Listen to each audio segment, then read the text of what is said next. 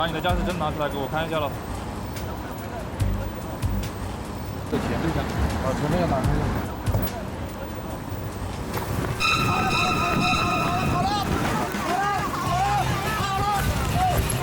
骑摩托车往前面走，不能趴你摩托车，不能上了。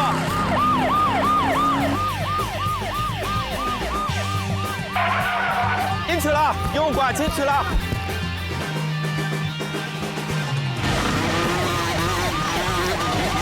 跑，站着别动。为什么跑？车子有问题是吧？车子没有问题。那为什么走嘞？我们有驾照。跑什么呢？你觉得你跑得掉啊？好怕，真的好怕。我们可以先去你们那边不？我想上厕所。我们示意车辆靠边，要求驾驶员出示证件的时候，驾驶员转身就跑，我们也是立即快速的将其拦截下来了。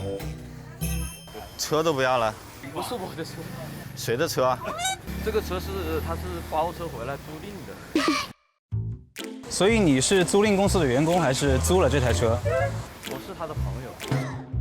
他是谁？小胖。他自己是开租赁公司的。对。你是没有考驾照还是？我有驾，以前有驾驶证，2次酒驾之后就。哈？2次酒驾？你胆子太大了，无证你还敢上路啊？通过询问得知呢，这名驾驶员逃跑的原因是他曾经2次因为酒驾被交警处罚，目前呢仍未取得机动车驾驶证，属于无证驾驶，所以呢害怕交警的处罚，选择了逃跑。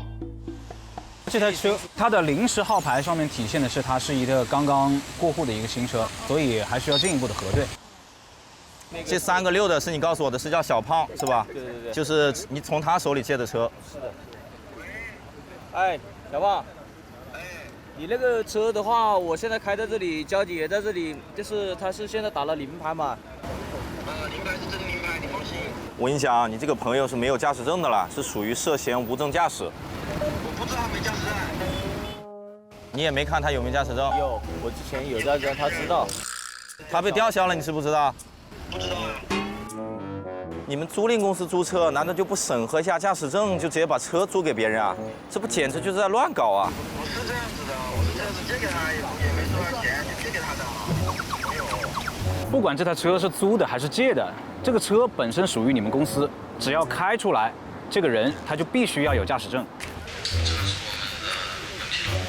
跟你讲了，你的车子的话，我们今天要依法暂扣，到时候啊，你带上你的相关手续到天津区交警大队来接受处理。现在你跟着我们到队里去配合接受调查。